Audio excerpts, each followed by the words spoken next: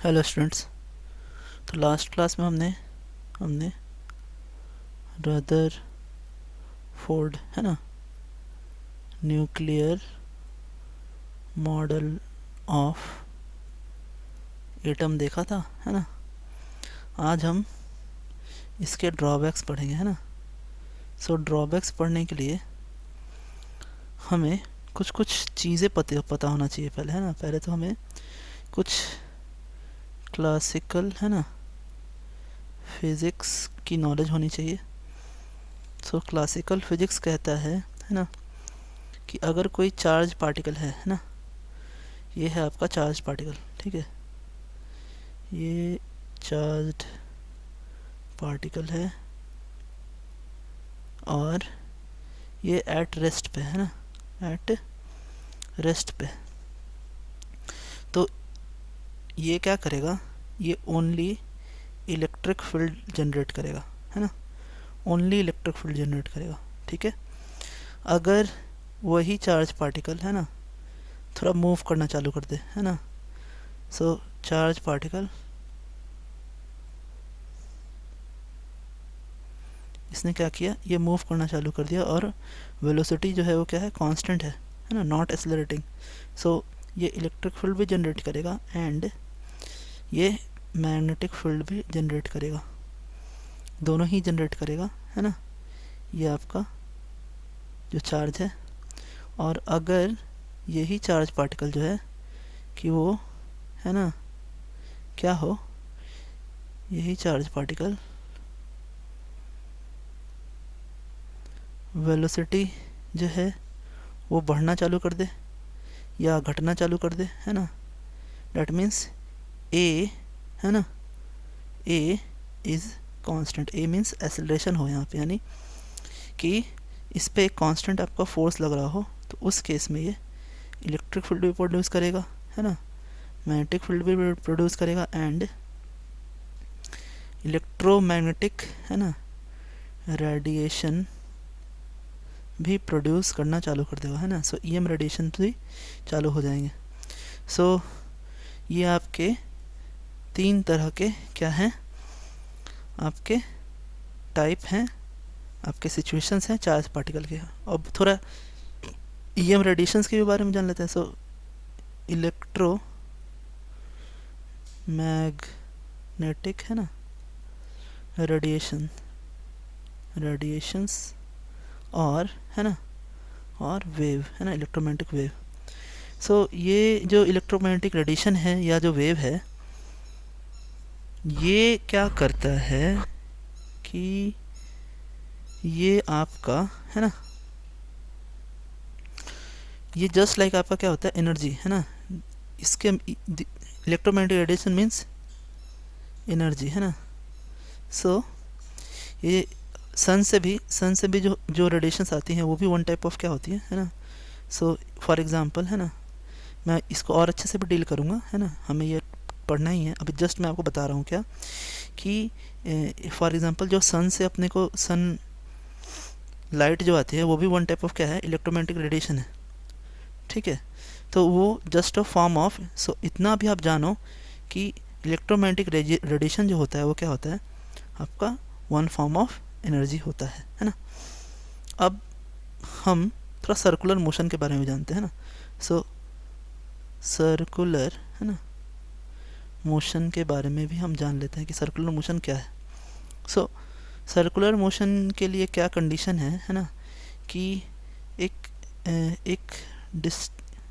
Different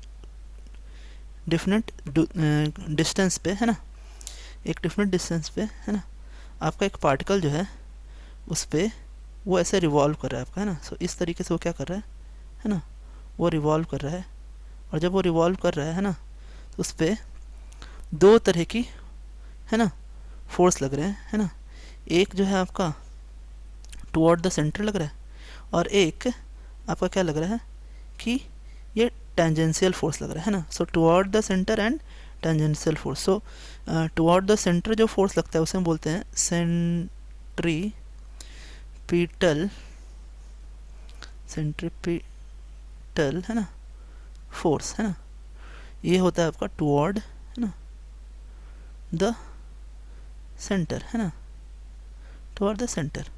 और एक होता है आपका टेंजेंशियल, है ना, फोर्स। ठीक है, तो ये क्या होता है कि ये आपका टेंजेंट के लॉन्ग लगता है ना, सो टेंजेंट, है ना, along the tangent, so along the tangent,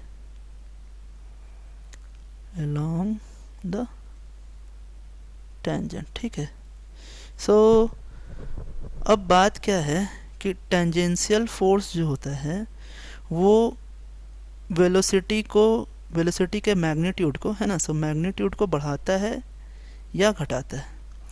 लेकिन जो सेंट्रीपिटल जो कंपोनेंट है ना, जो सेंट्रीपिटल कंपोनेंट है, वो सेंट्रीपिटल फोर्स क्या करता है, वो पार्टिकल को, है ना, so it has the tendency, है ना, so it has the tendency, है ना, टू है ना, to keep a particle in a circle, in a circle. ठीक है, तो ये जो सेंट्रीपिटल फोर्स है ये क्या करता है कि ये किसी भी, है ना, पार्टिकल को सर्कल में यही रखता है ना। तो अब हुआ क्या कि अगर अब हम बात करेंगे, है ना, रदरफोर्ड के बारे में। तो रदरफोर्ड के बारे में बात करेंगे। देखिए drawbacks of, so drawbacks of, है ना, ड्रॉबैक्स है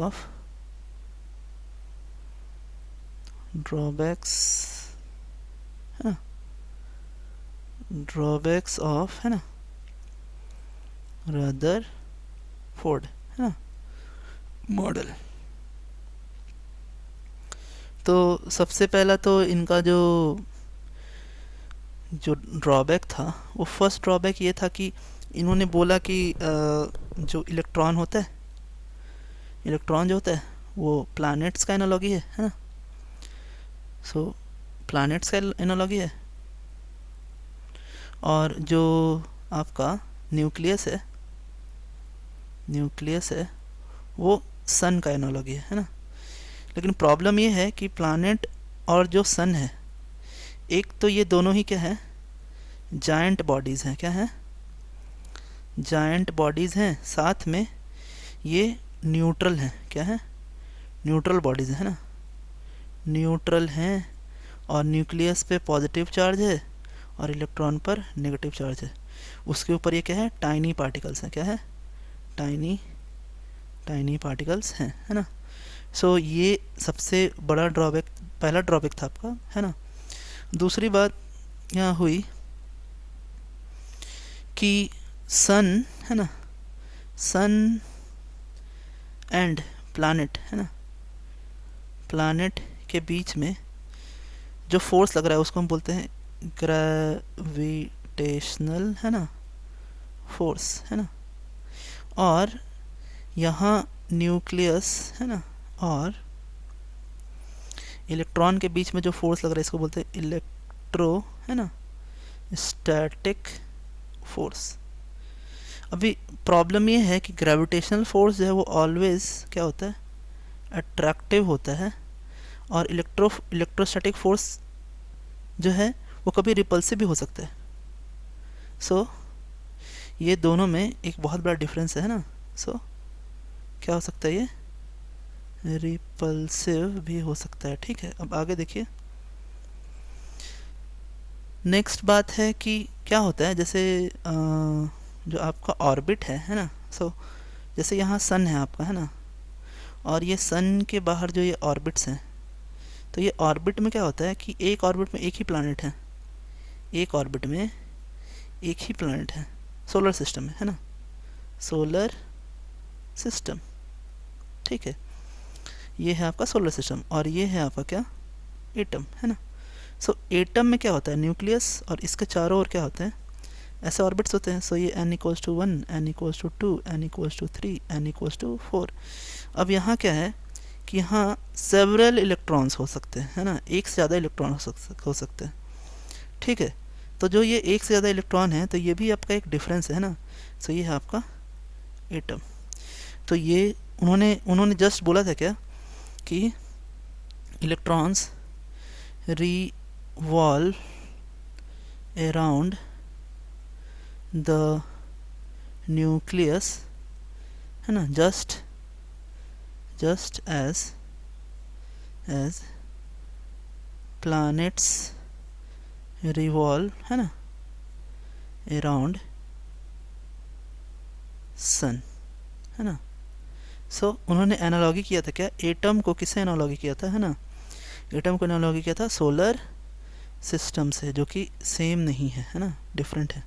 ये एनालॉगी उनका सही नहीं था, ये उनका डिमेरिट है कि नहीं। नेक्स्ट जो आपका है ना दिक्कत था वो उन्होंने बताया कि उन्होंने कुछ बताया ही नहीं। सो ही तीसरा नंबर उन्होंने फोर्थ नंबर उन्होंने बोला कि ही डिडंट से एनीथिंग, है ना, अबाउट द इलेक्ट्रॉनिक, है ना, कॉन्फ़िगरेशन अराउंड द है ना न्यूक्लियस। तो न्यूक्लियस के अराउंड उन्होंने कोई भी इलेक्ट्रॉनिक कॉन्फ़िगरेशन के बारे में कुछ बताया ही नहीं, है ना। और अब एक्सपेरिमेंटली हम आते हैं, है ना, एक्सपेरिमेंटली क्या गड़बड़ थी, ये तो थ्योरेटिकल गड़बड़ था। अब जैसे देखें आप, क्या है, ये आपका न्यूक्लियस है और यहाँ कोई इलेक्ट्रॉन है, वो इलेक्ट्रॉन इस तरीके से सर्कल में घूम रहा है। अब जब वो सर्कल में घूम रहा है तो ये जो सिस्टम हुआ, जो इलेक्ट्रॉन जो सर्कल में घूम रहा है, तो देयर इज़ अ, है ना, constant force acting on the electron, है ना, which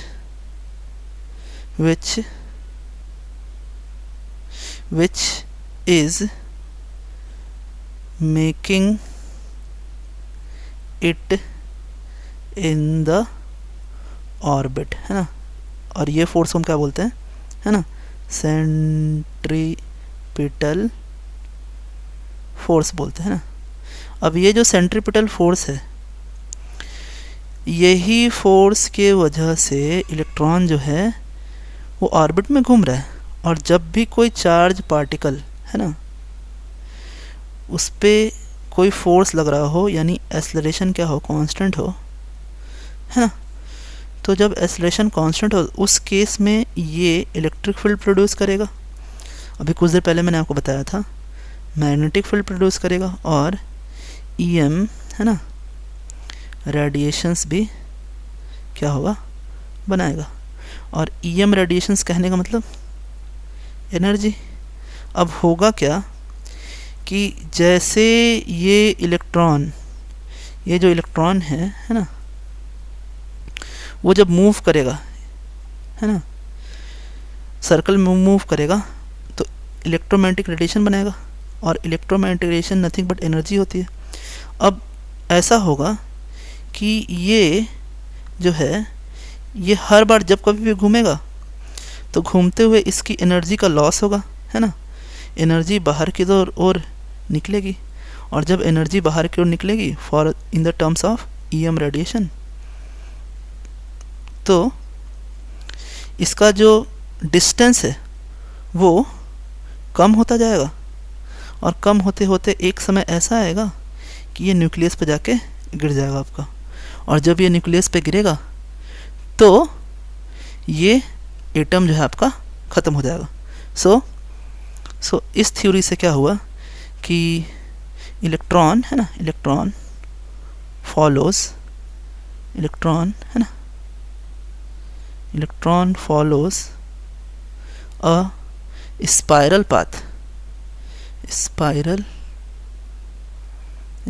पाथ, है ना, to the nucleus in only 10⁻⁻8 second, और जो कि ऐसा कुछ होता नहीं है ना। तो एक्चुअली जो उन्होंने बताया था कि इलेक्ट्रॉन जो है वो मूव कर रहे हैं, है ना। सो ऐसा नहीं हो रहा है ना। तो एक्चुअली क्या हो रहा है वो भी देखते आइए। सो एक्चुअली हम देखेंगे आगे कि आगे क्या होता है बोर थ्योरी में। एक डिमेरिट इसका और बाकी है, वो भी देख लेते हैं ना। सो एक और एक्सपेरिमेंटल डाटा ये है कि, है ना, कि इट अनेबल, मतलब ये जो थ्योरी है, इट अनेबल टू एक्सप्लेन, है ना, the line spectrum of atom. So atom के लाइन स्पेक्ट्रम को ये एक्सप्लेन नहीं कर सकता था ये थ्योरी आपका। ये थ्योरी क्या होता है, ये एक्चुअली लाइन स्पेक्ट्रम क्या होता है, मैं आपको आगे क्लासेस में बताऊंगा कि लाइन स्पेक्ट्रम एक्चुअली क्या होता है ना। सो आज के लिए इतना ही स्टूडेंट्स, है ना। Thanks, have a nice day students.